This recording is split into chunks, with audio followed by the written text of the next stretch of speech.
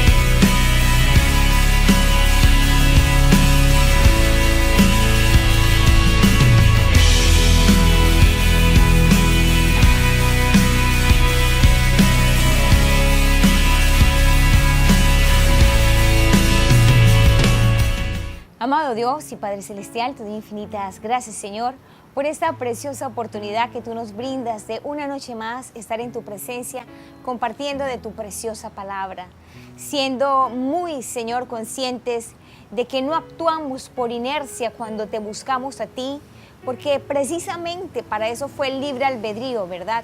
Para que cuando te buscáramos lo hiciéramos conscientemente. Quiero enfatizar bastante en este aspecto. ¿Cómo buscamos a Dios? ¿Lo hacemos conscientes de a quién nos dirigimos? Quiero que vayamos cobrando en nuestra posibilidad humana, ¿verdad? La proporción, la magnitud, la longitud, la profundidad que tiene acercarme a Dios. Cuando yo me planto de rodillas ante Dios, tengo que entender delante de quién estoy postrada. Y también tengo que entender el poder que Dios me da en ese momento en que yo lo busco de rodillas, porque lo estoy buscando consciente. Cuando yo soy muy consciente de quién es Él, entonces yo salgo empapada de eso que Él me está dando, porque es imposible que usted entre, ¿verdad?, a una perfumería, a un lugar donde se elaboran los mejores perfumes, París, por ejemplo, y usted no salga impregnado del perfume que están elaborando allí. Es imposible que usted se exponga al sol, vámonos por allá por la costa, ¿sí? Y usted no se broncee, algunos se pasan, ¿verdad? Porque de acuerdo a la exposición y ante quién nos exponemos, nos impregnamos. Entonces, cada vez que usted se arrodilla ante Dios, si usted tiene muy claro, si usted está consciente de ante quién usted se está postrando, las cosas tienen que cambiar. Amén. Cuando somos conscientes y no actuamos por inercia, ocurren cosas muy bonitas. Nos volvemos más maduros, nos vamos haciendo más conscientes, ¿verdad? No debemos repetir. En muchas oportunidades oigo personas que dicen, yo soy esto porque mi padre lo era, mi abuelo lo era, mi tatarabuelo lo era. Maravilloso cuando se trata de un arte, maravilloso cuando se trata de una herencia, ¿verdad?, ancestral, tradicional, que tiene que ver con mi cultura o con mi etnia. Pero debemos avanzar en cada generación. Mi pensamiento debe ir más allá del pensamiento de mis padres y el de mis abuelos. Debo usar esas bases que ellos me dieron, pero para proyectarme y pensar. La meta de lo que yo les quiero proponer de ahora en adelante es esa, pensar. Tenemos que pensar, tenemos que usar nuestro cerebro, tenemos que usar nuestra capacidad, tenemos que evolucionar en la capacidad de entender, de asimilar, de discernir, de comprender, de escuchar. Amén.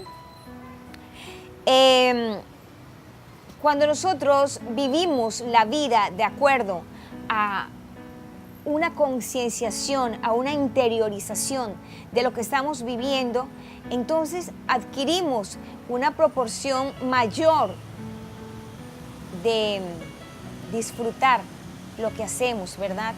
Porque vamos entendiendo lo importante que somos. Cuando nosotros empezamos a pensar por nosotros mismos, nos damos cuenta de lo importantes que somos y de lo que afecta mi manera de pensar, primero a mi propia vida y segundo a mi entorno inmediato. Cuando yo creo que preservar la naturaleza es importante, entonces empiezo a cuidar lo que tengo alrededor, pero ese impacto se va a ir ampliando como ondas, ¿verdad?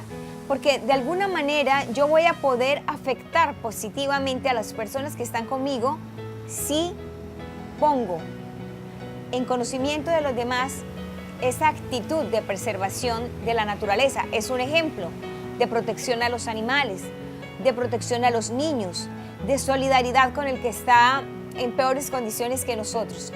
De todo eso les he estado hablando, ¿verdad? Pero hoy quiero tocar un tema y vamos a empezar, lo vamos a abordar durante toda la semana porque impactó mi vida escucharlo.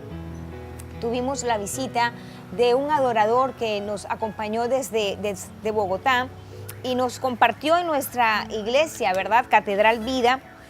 Y me impactó mucho y les quiero compartir eso que escuchamos y se llama Regresar a la palabra que cambia y transforma. Regresar a la palabra de Dios de la manera y con la motivación correcta.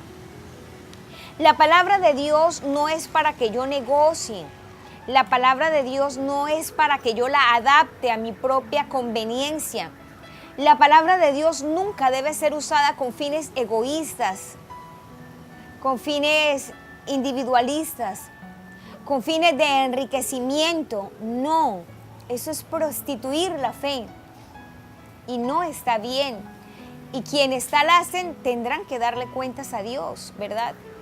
Yo no les puedo negar que a mí la verdad me afecta profundamente. Cuando veo casos en la internet de cuánta cosa extraña se hace en este momento a nombre de Dios. Y digo, Dios, ¿por qué juegan con la palabra de Dios? ¿Por qué usan la palabra de Dios para lo que no es? ¿Quiénes se atreven a hacer esto? Por favor, es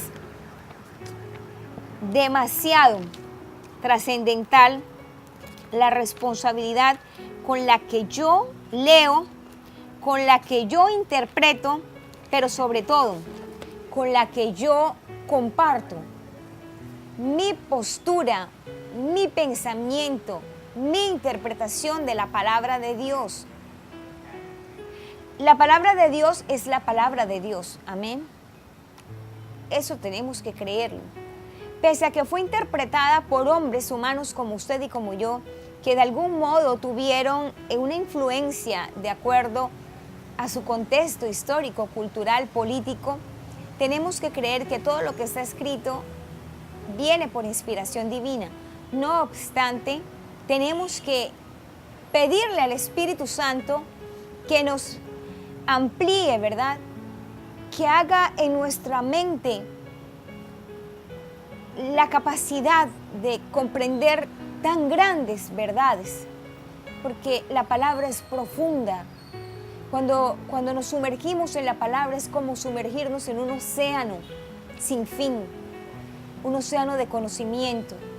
Y yo lo quiero invitar en esta temporada, en este mes de la mami, a que por el bien de la familia, por el bien de nuestras perspectivas humanas, sociales, personales, familiares, entendamos la palabra de Dios en su contexto.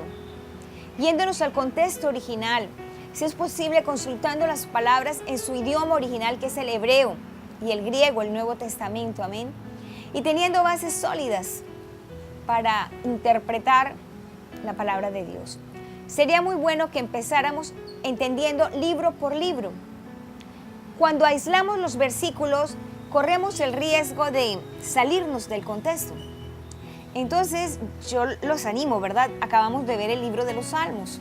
Vamos a entrar a ver el libro de los Proverbios, pero antes me quise detener y puesto que les voy a compartir algo que está en Nehemías, voy a empezar desde el capítulo número 1.